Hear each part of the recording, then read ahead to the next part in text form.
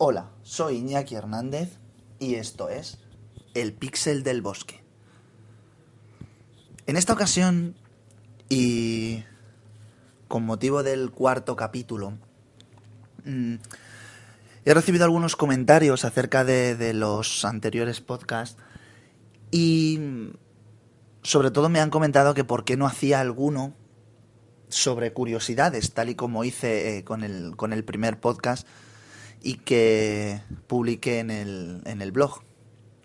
En el blog del Píxel del Bosque, que está alojado en hierga.blogspot.com. Os dejo la dirección por si queréis acceder. Un poco con motivo de eso, he decidido lanzar un podcast solo con unas pequeñas curiosidades científicas. Vamos a hablar en este podcast de cómo cuentan los ordenadores, es decir, del sistema binario. Vamos a hablar también unas pequeñas curiosidades científicas sobre la gasolina, que no es igual en invierno y en verano. Os voy a contar también algo sobre los fármacos a partir del veneno de las serpientes, que es muy interesante. Y un poco a raíz del anterior podcast sobre la edad de los mamíferos, surge este pequeño comentario que os quiero hacer sobre la inteligencia de los animales. De tal forma que, bueno, espero que sea de vuestro agrado. Vamos a empezar con la parte de los ordenadores, es decir, sobre el sistema binario, en referencia a cómo cuentan los ordenadores. Los ordenadores, la verdad es que, bueno, funcionan con una serie de dispositivos magnéticos que de alguna forma pues, solo disponen de dos posiciones, es decir, los valores positivos y negativos. Estos dispositivos en informática o en tecnología nosotros lo llamamos bit, y combinando de alguna forma gran cantidad de ellos, pues los ordenadores de estos bits, ¿no? Los ordenadores llegan a realizar todas las tareas a las que nos tienen acostumbrados y a veces asombrados. Pero bueno, no pretendemos con esto, o no pretendo de verdad con todo esto que explicar todo el funcionamiento de un ordenador, ¿no? No es ni siquiera, sino algo muchísimo más humilde. ¿Cómo cuentan? ¿Cómo procesan? Nosotros cuando construimos los números los hacemos usando 10 símbolos. El 0, el 1, el 2, el 3, el 4, el 5, el 6, el 7, el 8 y el 9. Sin embargo, los ordenadores no tienen este despliegue de medios.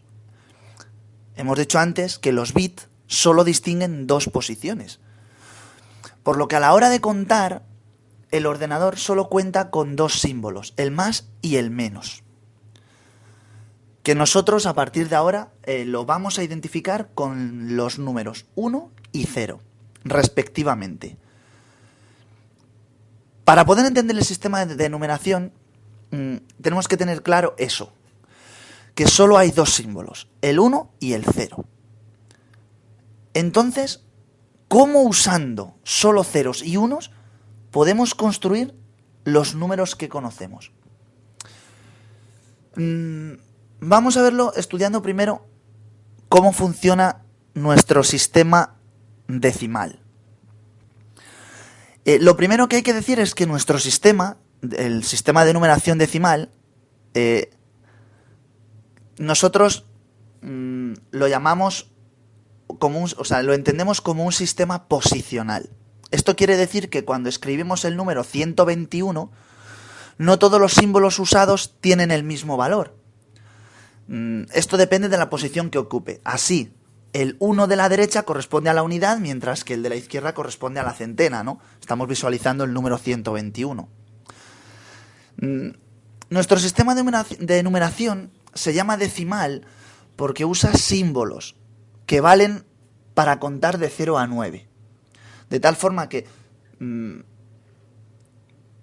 para marcar el 1 utilizaríamos un punto, el 2, 2 puntos, y así sucesivamente hasta el 9. Esto os lo he dejado en el blog, repito, ierga.blogspot.com. Creo que lo he dejado mucho más claro, incluso hasta el mismo texto que os estoy comentando, y con algunos pequeños dibujos que creo que van a resultar muchísimo más cómodo de entender. De tal forma que cuando llegamos a 10, como se nos han acabado los símbolos, tenemos que usar agrupaciones de 10 unidades. Estoy hablando de nuestro sistema de numeración, ¿eh? Así, para escribir el número, por ejemplo, que corresponde a la siguiente cantidad, hacemos grupos de 10. Con las decenas ocurre lo mismo. Las podemos contar de 1 hasta 9, pero a partir de ahí las agrupamos en bloques de 10. Es decir, un bloque de 10 decenas formaría una centena. Y un bloque de 10 centenas, y así sucesivamente, ¿no? Pues el sistema binario sería algo similar. Lo que pasa que en lugar de agruparlo de 10 en 10, este sistema lo agrupa de 2 en 2. Vamos a ver. El 1 es igual en los dos sistemas, sería 1. El 2, como no hay símbolo para él, en el sistema binario se agrupan las unidades en una pareja, quedando una pareja y 0 unidades sueltas. Por lo tanto, el 2 en el sistema binario es un 1 y un 0. El 3 está formado por una pareja, como agrupamos 2 unidades y un punto quedaría suelto, por lo tanto, el 3 se escribiría un 1 y un 1, o sea, un 11. Una pareja y un punto suelto. El 4, que está formado por dos parejas, porque hemos dicho que siempre se agrupan de 2 en 2, de tal forma que 4 puntitos serían dos parejas, 1 y 1, ¿no? Lo que pasa que en el caso del 4, que está formado por dos parejas, que pasa por una agrupación, de tal forma que tenemos un cuarteto, 0 parejas sueltas y 0 puntos, siendo el 4 un 100, un 1, 0 y 0 en el sistema binario. Por ejemplo, el 8 está formado por un octeto, es un grupo de dos cuartetos, 0 cuartetos, 0 parejas, 0 puntos sueltos, y en el sistema binario le corresponde un 1000. El último ejemplo que os voy a poner sería el del 9. El 9 está formado por un octeto, 0 cuartetos, 0 parejas y un punto suelto. Por lo tanto, el 9 en el sistema binario sería un 1001. Creo que está muchísimo más claro si visitáis el blog y veis los gráficos o los dibujitos que os he colocado ahí. Es muchísimo más fácil de entender. Pero aún así, realmente lo que a mí me interesa es que entendamos que el sistema binario es muy parecido a nuestro sistema decimal, solo que en lugar de agrupar de 10 en 10, agrupa de 2 en 2. Bueno, visto esto, me gustaría pasar a contaros otra pequeña curiosidad. Y la curiosidad que os quiero traer está relacionada con la gasolina. La gasolina no es igual en invierno y en verano. Esto es una curiosidad. La verdad es que es una anécdota que creo que no muchas personas conocían. Pues resulta que fabricar gasolina no es tan simple como muchas personas piensan. Es decir, que no basta con destilar petróleo en las refinerías y enviarlo a las gasolineras y que nosotros después vayamos con nuestro coche y que carguemos. La gasolina es una mezcla de diferentes componentes que deben mezclarse en proporciones coherentes, en proporciones adecuadas, con la finalidad de conseguir las propiedades deseadas. Y una de estas propiedades, y quizá es la más importante de todas, es la volatilidad. ¿Por qué la volatilidad?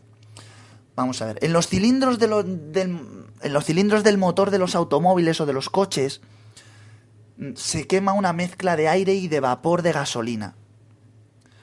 Pues que se ha preparado, lógicamente, este vapor de gasolina se prepara antes en el carburador. Esto es un poco quien entienda de motores, probablemente me esté siguiendo bien.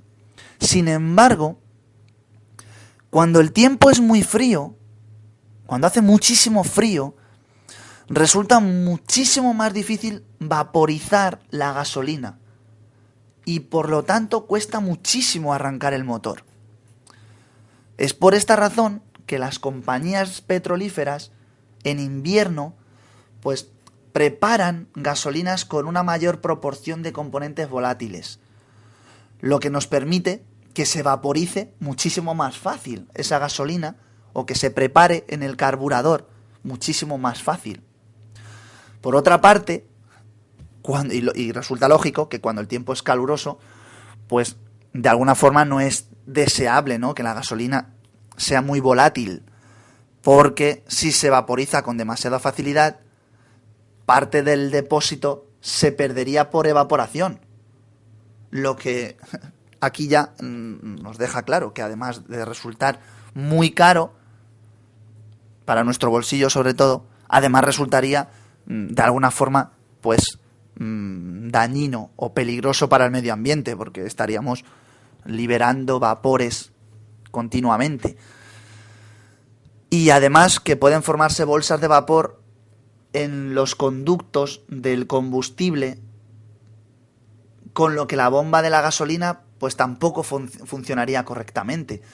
Entre otras cosas porque no llegaría el suficiente combustible al motor, habría como un atasco. Bueno, un poco en resumen, a ver si intento explicarlo bien. Todo esto es un problema, ¿no? Porque las gasolinas, como son mezclas de hidrocarburos con diferente volatilidad, pues estas compañías lo que hacen es que resuelven de alguna forma esto cambiando la proporción de la mezcla. De tal forma que cuanto más frío sea el clima, de alguna forma mayor proporción de componentes volátiles debe tener la mezcla, esta mezcla de gasolina. De hecho, y aunque nos resulte increíble, las compañías petrolíferas, las grandes compañías petrolíferas, cambian esta proporción de la proporción que hacen para las mezclas unas 4 veces al año. La verdad es que no nos damos cuenta, pero si no lo hicieran, realmente lo notaríamos en el consumo y también en la cantidad de problemas que podríamos tener a la hora de arrancar nuestro coche, sobre todo por las mañanas.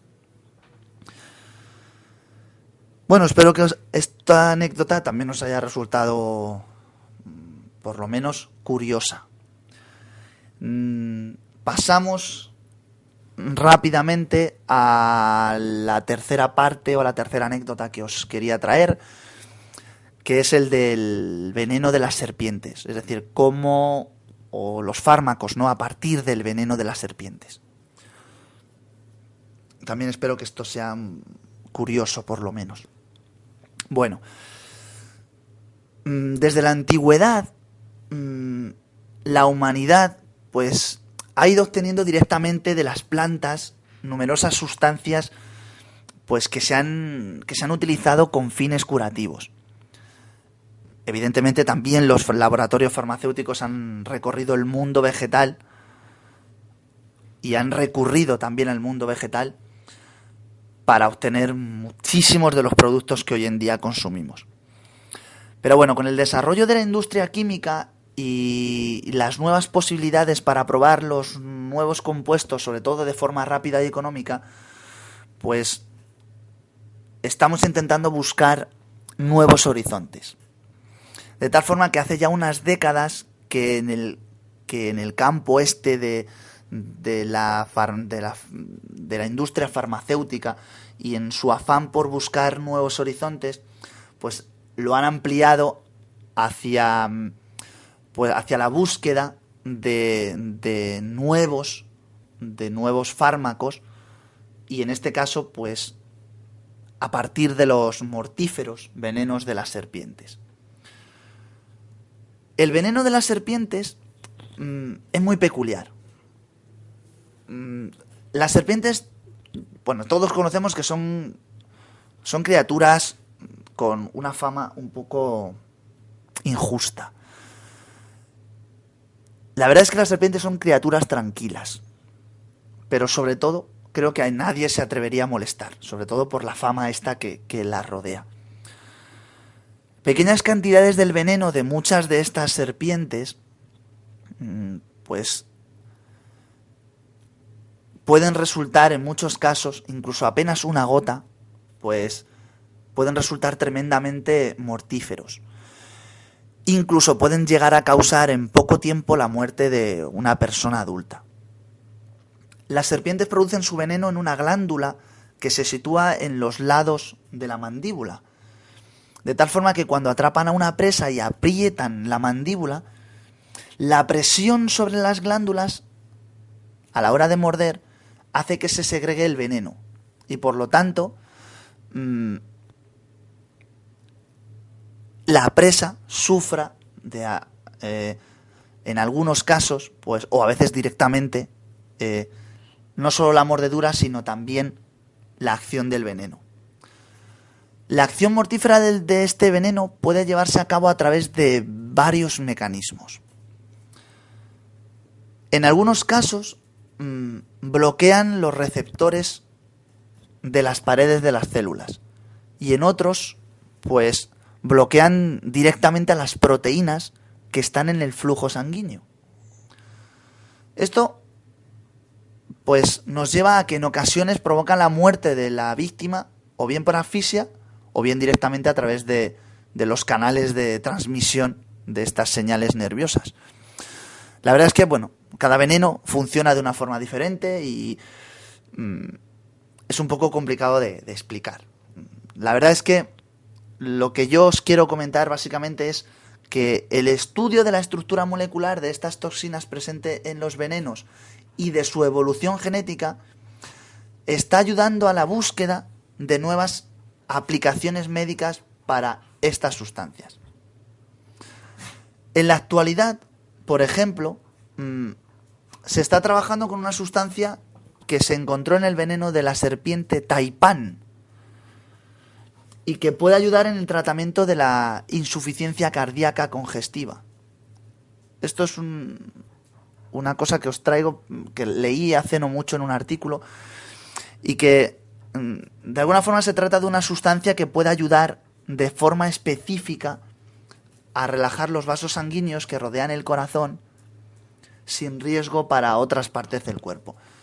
Yo creo que de alguna forma, pues, este tipo de avances nos está permitiendo conseguir unas sustancias nuevas que beneficien a la medicina y también de forma directa a todas las personas que de alguna forma vamos a utilizar este tipo de medicamentos.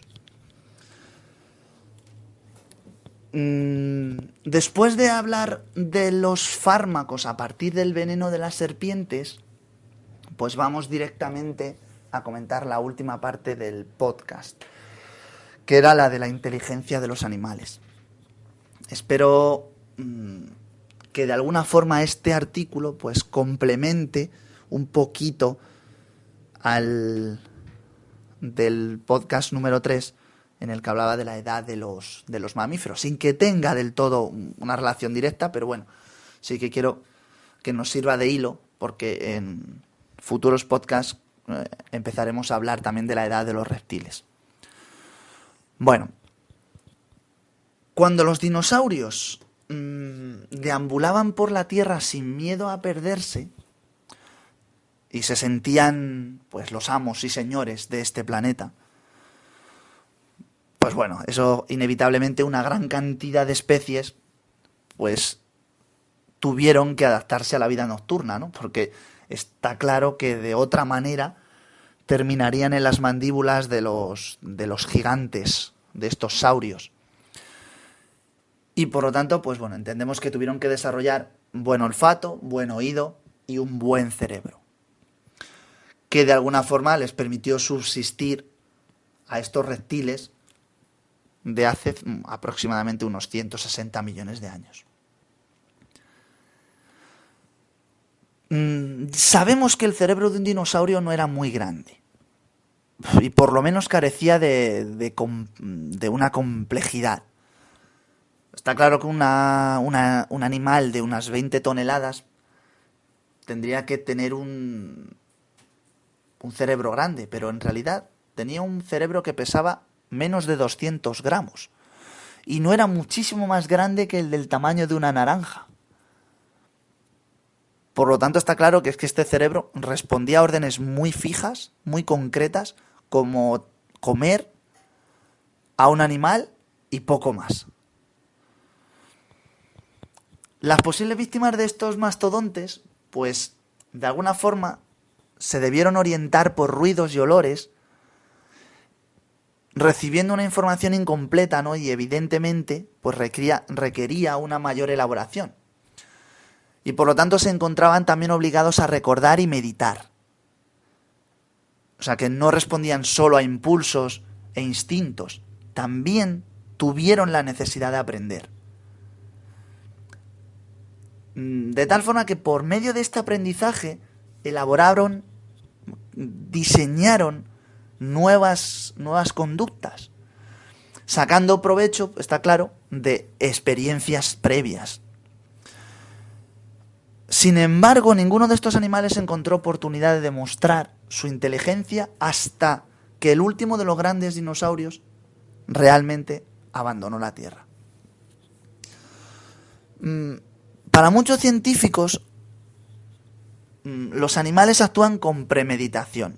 Es decir, trazan planes penetrando en el pensamiento de sus semejantes y también adaptan la conducta para engañar las mentes de los demás. Es decir, que comprenden las situaciones de una manera que sugiere una representación mental del mundo que de lejos pues abarca lo que fue y de lo que podría ser. Bueno, partiendo de estas premisas, los etólogos se hacen preguntas cada vez más profundas y perturbadoras y un poco con connotaciones éticas, ¿no? Pues, por ejemplo, ¿a qué llamamos inteligencia entre los animales? O si poseen una vida interior y si practican la introspección en vez de seguir como autómatas las reglas de conducta, ya sean genéticas o aprendidas, o si poseen esa cosa sublime denominada conciencia o cosas así. Bueno, la verdad es que las respuestas, pues bueno, van surgiendo lentamente y en parte porque de alguna forma, por mucho tiempo, o hace ya mucho tiempo, la mejor formulación de estos interrogantes se consideró un fallo científico, ¿no? Todo el mundo conoce a Jacques Cousteau.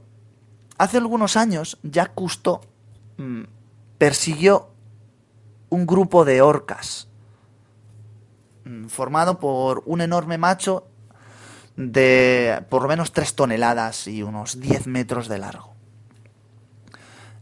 Había también una hembra casi tan grande como él y 7 u 8 hembras un poquito más pequeñas y algunas crías.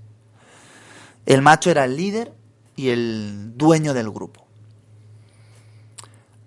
Al principio de esta persecución, las orcas estaban bastante seguras. Se escondían en las aguas cada 3 o 4 minutos, reaparecían aproximadamente después de 1 kilómetro. Por lo general esto hubiese bastado para perder a cualquier enemigo, ¿no? Se escapan, aparecen, pero no fue así a la nave de Jacques Cousteau, a la que no podían perder de vista, ¿no? Los animales de alguna forma aumentaron su velocidad, pero siguió siendo insuficiente para perder de vista a la nave de Cousteau. Entonces el grupo giró rápidamente a izquierda, luego a la derecha, después hacia atrás, intentaron simular giros y finalmente el macho dominante permaneció visible nadando delante de la nave y saltando de vez en cuando, siempre acompañado por la hembra de mayor tamaño, de tal forma que el resto del grupo escapó en otra dirección. Esto está claro y demostró de alguna forma que estos animales pensaron, fueron conscientes, meditaron de alguna forma una estrategia y quedó demostrado que lo que intentaron era hacer perder de vista al barco, ¿no? Esto es una estrategia que hacen muchísimos animales. Los monos también a veces utilizan esta estrategia de mentir. Incluso yo en el campo he visto a perdices hacerse las heridas para despistar la atención cuando tienen sus polluelos, los perdigones. De tal forma que cualquier depredador pueda entender que la hembra está herida y entonces seguir a la hembra y alejarse del grupo de polluelos. Un poco por entrar en otras curiosidades. Donald Griffin observó la siguiente escena en las praderas de Kenia. 2 leonas subieron a algunos montículos y permanecieron sin moverse tanto que de alguna forma parecían estatuas. Estatuas para 2 manadas de gacelas. De tal forma que una tercera leona avanzaba escondiéndose por una zanja paralela a una de las manadas y de pronto una cuarta leona salió del monte con una velocidad enorme hacia las gacelas. Así que las gacelas, claro, inevitablemente comenzaron a dar saltitos muy especiales y curiosos. Y cuando las 4 patas, o sea, saltitos, cuando así a 4 patas, ¿no? Con las 4 patas al mismo tiempo, elevándose en el aire. La tercera leona había logrado acercarse lo suficiente, así que atrapó a una de ellas. Así, de tal forma que, bueno, los 4 cazadoras pues vinieron rápidamente a devorar a su presa. Pero, ¿por qué habían permanecido las 2 primeras leonas en posiciones visibles? Si no era realmente para impedir que las gacelas se lanzaran en estampida. ¿Realmente fue casual que una cuarta leona apareciera de golpe para guiar a la presa hacia la otra que estaba escondida? No, realmente no. La habilidad para el engaño realmente pues no es un síntoma, o sea, no es algo casual. Es un síntoma de inteligencia. Muchos animales pues necesitan conocer la situación, prever las consecuencias, montar estrategias. Todo esto pues nos lleva a que realmente en la naturaleza encontramos constantemente animales que se aparean, que luchan, que son capaces de estudiar situaciones y estrategias para mejorar la supervivencia. Todos sabemos que los loros hablan, pero durante los últimos 15 años hay una persona que se llama Irene Pepperberg, que es una etóloga, que ha estado estudiando y trabajando con un loro que se llama Alex, que pertenece a la especie Jaco, Psittacus erytacus, que es un loro gris de cola roja. Este loro, pues, tiene una característica muy peculiar, porque hace comentarios sobre todo lo que ve. Por ejemplo, Alex detecta un plato lleno de frutas y anuncia su elección en voz alta. Uva, por ejemplo. O, por ejemplo, hasta cierto punto Alex aparentemente entiende que el lenguaje es un medio de interacción social, ¿no? Y que lo usa para mantener de alguna forma el contacto y llamar la atención. Evidentemente habla en inglés, ¿no? Pero el inglés que Alex usa no tiene necesariamente todas las características del lenguaje.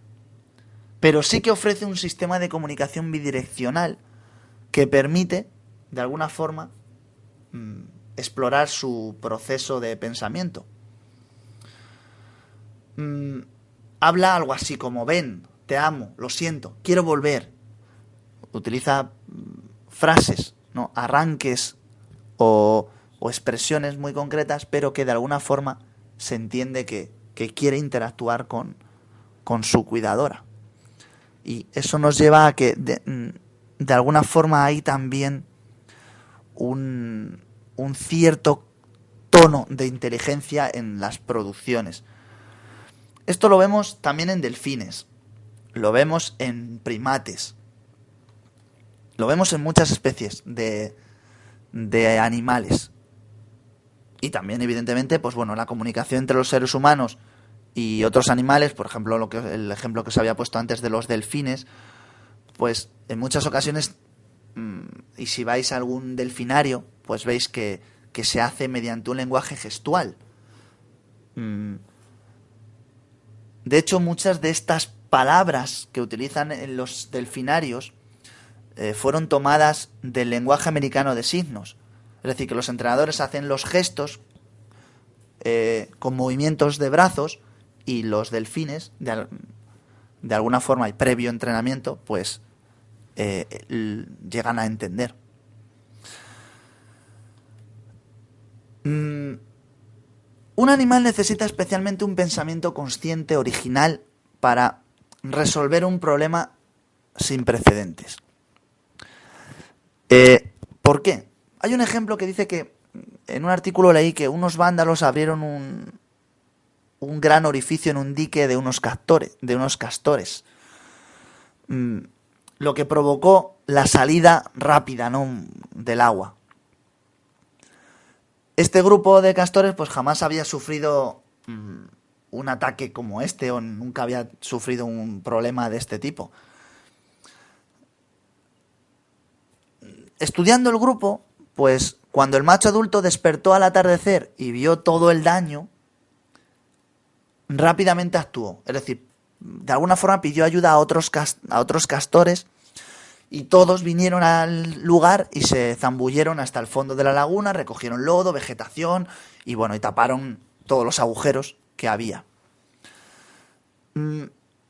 Esto es curioso porque los castores rara vez reparan los diques con barro y con desechos. Prefieren varas y palos. Pero, de alguna forma, esta vez reconocieron que las varas amontonadas no podían contra la fuerza del agua. Y esto alteró su conducta normal, por lo que al día siguiente, pues cuando el macho se despertó, sustituyeron las varas por barro y lodo.